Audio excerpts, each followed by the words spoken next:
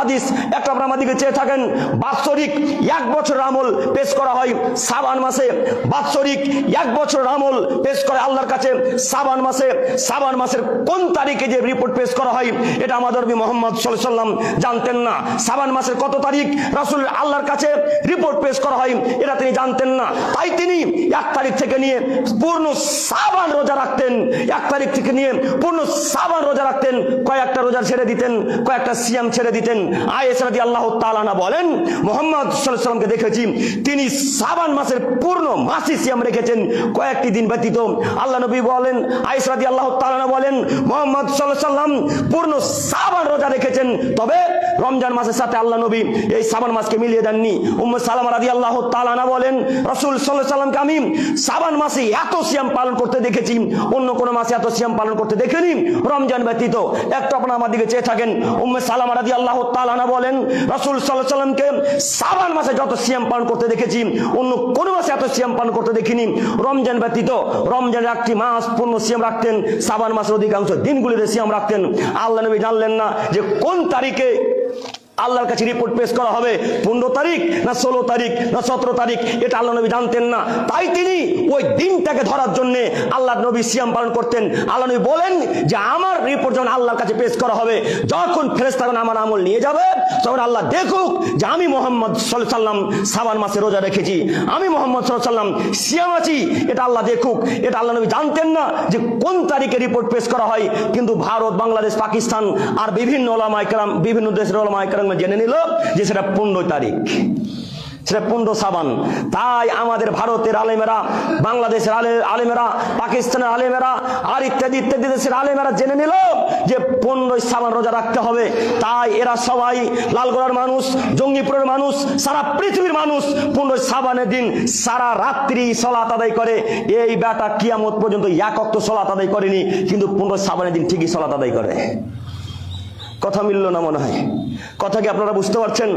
আল্লাহ নবী বুঝতে পারলেন না যে সেটাকে 15 তারিখ না 16 তারিখ না 17 তারিখ না 10 তারিখ না 12 তারিখ, এটা আল্লাহ নবীর জানা ছিল না। কিন্তু ভারতের আলেম, পাকিস্তানের আলেম আর বাংলাদেশের বিখ্যাত বিখ্যাত যারা আলেম নিজেকে দাবি করে, তারা মনে করেন এটা 15 শাবান। ও হুজুর একটু পড়েন, আপনাকে এই জন্য রমজান মাসে কোন একদিন আলোচনাতে বলেছিলাম, এই 3 নম্বর শ্রেণীর হুজুর দিয়ে ধর্ম চলবে না, এই 3 টাকার মৌলবীদের ধর্ম চলবে না, এই 3 নম্বর শ্রেণীর হুজুরদের ধর্ম চলবে না। ধর্ম একজনের কথাতে চলে, তার নাম মুহাম্মদ সাল্লাল্লাহু আলাইহি ওয়াসাল্লাম। তিনি যা বলেছেন সেটাই চূড়ান্ত, তিনি যা বলবেন সেটাই ঠিক। এই হুজুরের বিদ্যা বাতিল, এই হুজুরের বিদ্যার মুখে লাথি মেরে দিয়ে রাসূলের বিদ্যাকে গ্রহণ করে নিতে হবে। 15 শাবান রোজা রাখা বেদাত, 15 শাবান রোজা রাখা বেদাত, 15 শাবান রোজা রাখা বেদাত। কেউ যদি শুধু 15 শাবান রোজা রাখে নিশ্চিত পাপ হবে, অবশ্যই পাপ হবে, অবধারিত পাপ হবে, নিশ্চিত পাপ হবে। আল্লাহ নবী শুধু 15 শাবান রোজা রাখেনি। যদি কেউ রোজা রাখবো মনে করে, তাহলে তাকে 15 শাবান রোজা রাখতে হবে না, পূর্ণ মাস রোজা রাখেন।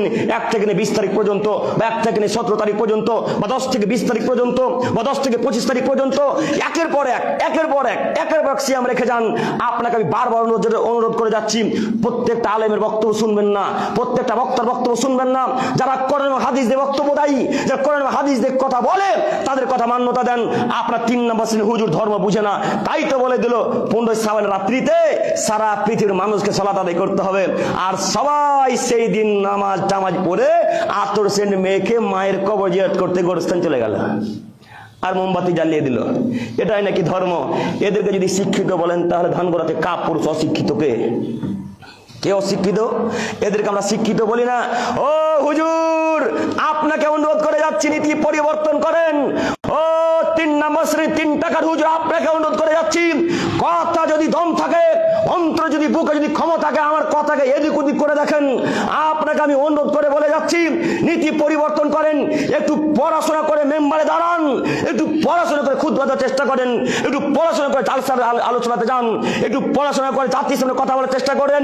এমনিতে জাতিকে ধ্বংস করিয়েন না, এমনিতে জাহান্নাম কিনিয়েন না। আপনাকে অনুরোধ করে যাচ্ছি, নীতি পরিবর্তন করেন। 15 শাবান রোজা রাখা যায় না, কেউ যদি রাখবো মনে করে, তাহলে 10 থেকে টানা 10, 20 তারিখ বা 17 তারিখ পর্যন্ত রাখতে হবে। শুধু 15 শাবান আজকে থেকে দান করা মানুষ আমরা রোজার রাখবো না ইনশাল্লাহ। ইনশাল্লাহ। সম্মানিত হুজুর সাহেব, আপনাকে আমি সম্মান করি, আপনাকে আমি আমার অন্তরস্থল থেকে ভালোবাসি।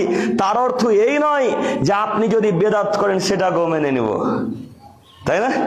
তার অর্থ এই নয় যে আপনি যদি হারাম কাজ কর্ম করেন সেটাও মেনে নেব। সম্মানিত এলাকার শিক্ষিত মানুষ, আপনাদের প্রতি আমার আহ্বান এতটুকু যে 15 শ্রাবণের দিন হালুয়া রুটির মুখে আজকে লাথি মেরে দেবো ইনশাল্লাহ। পারবেন না? পারবেন না? না পারা উচিত। 15 শ্রাবণের দিন নরম খাদ্য তৈরি করার মুখে আজকে লাথি মেরে দেব। 15 শ্রাবণের দিন আমরা খাদ্য তৈরি করা বন্ধ করে দেব। আরে 15 শ্রাবণ কেন হালুয়া রুটি তৈরি করবো? 10 শ্রাবণ করো, 11 শ্রাবণ করুন না কেন?